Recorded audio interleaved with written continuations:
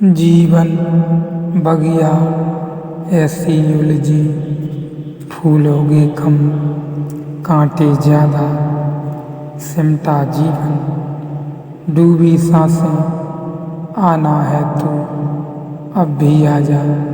यदि आपने अभी तक पिछला अध्याय नहीं देखा है तो कृपया करके पिछला अध्याय देखें, तभी इस अध्याय में एंटर करें। इसलिए पहलवान भी अगर छाती बड़ी करना चाहता है तो फिर पेट तक श्वास नहीं ले जाता। इसलिए पहलवान अक्सर बुद्धिमान नहीं होते, हो नहीं सकते हों। अभी तक सुना नहीं मैंने कभी कोई पहलवान और बुद्धिमान हुआ है, क्योंकि बुद्धि के विकास के लिए प्राण ऊर्जा का घना होना जरूरी है। तो पहलवान भी पेट को भीतर सिकोड़े रखता है और छाती से श्वास लेता है। लेकिन आपने कभी बच्चे को श्वास लेते देखा? बच्चा जैसी श्वास लेता है वह सम्यक श्वास है। बच्चे का पेट ऊपर उठता है और नीचे गिरता है, छाती नहीं, क्योंकि बच्चा अभी तक बिगड़ा नहीं। अभी न उसको पहलवान बनना है, न स्तन बड़े करने हैं। अभी कोई झंझट नहीं है। अभी वह वैसी श्वास लेता है जैसी प्रकृति ने चाही है कि श्वास ली जाए। तो उसका पेट ऊपर गिरता है, नीचे गिरता है। एक बात देखकर आपको हैरानी हुई होगी, अगर बुद्धि की भारतीय प्रतिमा आप देखें, बुद्ध की यदि भारतीय प्रतिमा आप देखें तो छाती बड़ी पेट छोटा है। लेकिन अगर जापानी और चीनी प्रतिमाएं देखें तो छाती छोटी और पेट बड़ा है। बेहद लगती हैं, बेहूदी लगती हैं, बेहद खराब हैं थोड़ी देखने में, लेकिन कारण है ऐसा था भी नहीं, बुद्ध की ऐसी हालत थी भी नहीं। लेकिन जापान और चीन में वे जानकर ऐसी मूर्तियां बनाई हैं, क्योंकि वे यह कहते हैं कि ध्यान पेट पर होना चाहिए, छाती पर नहीं। अगर ध्यान होगा तो श्वास छाती तक जाएगी और वापस लौट जाएगी। तो स्त्रियां कम बुद्धि के होने का एक कारण उनकी श्वास की कमी है। ऊर्जा शरीर छोटा रह जाता है। यह जो ऊर्जा शरीर है, प्राणवायु जितनी ज़्यादा मिले, जितनी गहरी मिले, उतना ज़्यादा शुद्ध होता है। और यह जो ऊर्जा तरंगें बहुत तरह की हैं, शुद्ध तरंगें भी हैं, अशुद्ध तरंगें भी हैं। सत्संग का केवल इतना ही उपयोग था। और यह जान लो, ऊर्जा शरीर इसके और सूक्ष्म भोजन भी है, जहाँ जहाँ तरंग मिल सकती है। शुद्ध तरंगे भी हैं, अशुद्ध तरंगे भी हैं। सत्संग का केवल इतना ही उपयोग था। एक साधु के पास जाकर आप बैठ जाते हैं, न कोई बात करते हैं, न कोई चीत करते हैं, सिर्फ बैठ जाते हैं। किस लिए? उसके पास तरंगे हैं जो आपकी ऊर्जा शरीर उपलब्ध हो जाती हैं बिना कुछ बातचीत किए। दर्शन बड़ी अनूठी बात थी जो इस मुल्क में पैदा हुई। पश्चिम में कोई सोच भी नहीं पाता कि दर्शन का क्या मतलब है। फला आदमी के दर्शन को जा रहे हैं, मिलने जा रहे हैं, बात करने जा रहे हैं, चर्चा करने जा रहे हैं, समझने जा रहे हैं, समझ में आता है। दर्शन करने जा रहे हैं, क्या पागलपन की बात है, यह समझ में नहीं आता। दर्शन से क्या होगा? अकेले दर्शन से क्या होगा? अकेले दर्शन से कुछ होता है, बहुत कुछ होता है।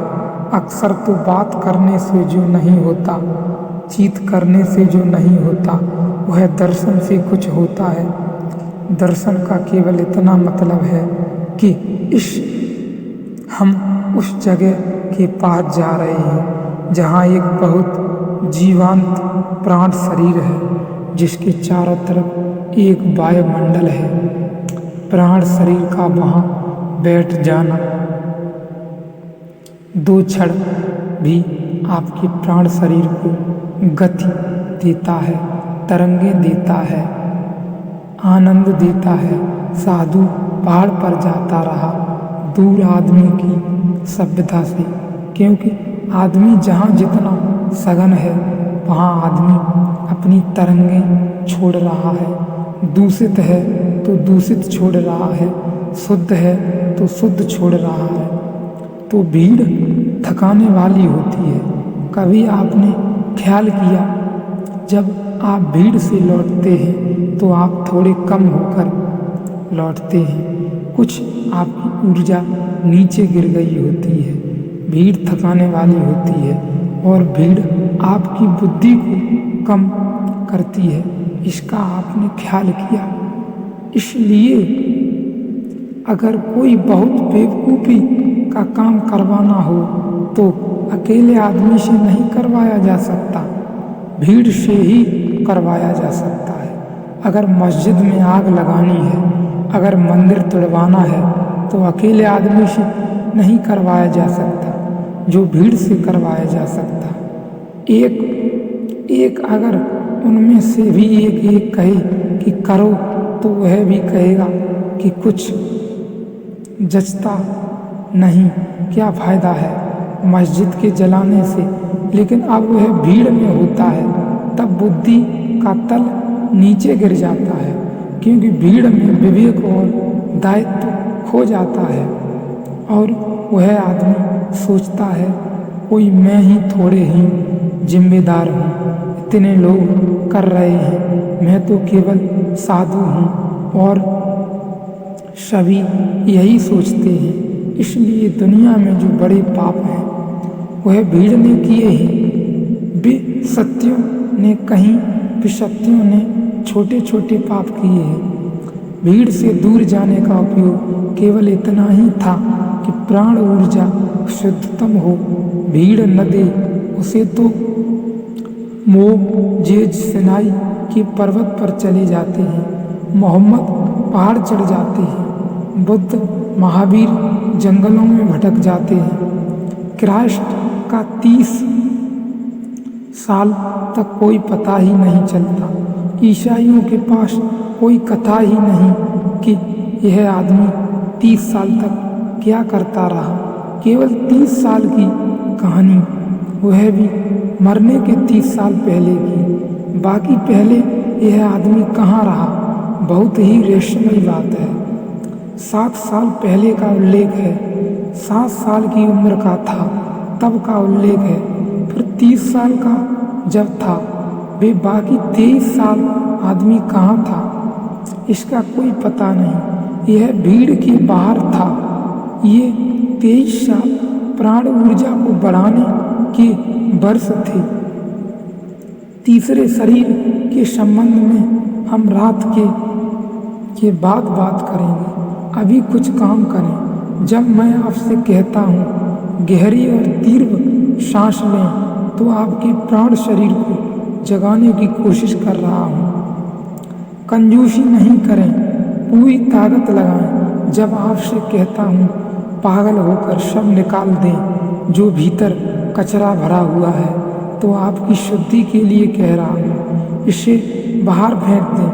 और जब आपसे हुंकार की बात करता हूँ तो वह भी आपके ऊर्जा शरीर को चोट पहुँचाने के लिए। शिविर कैंपस या अपने कमरे में दूर दूर फैलकर करते रहें। बुद्धिमानी अलग रखते पागल हो जाएं, क्योंकि कभी कभी बुद्धिमानी हमें सत्य का पता नहीं लगने देती और वह बुद्धिमानी भी किसी तरह की नहीं होती। इसलिए यह प्रक्रिया निरंतर जारी रहेगी जो अगले 7 दिन तक चलेगी।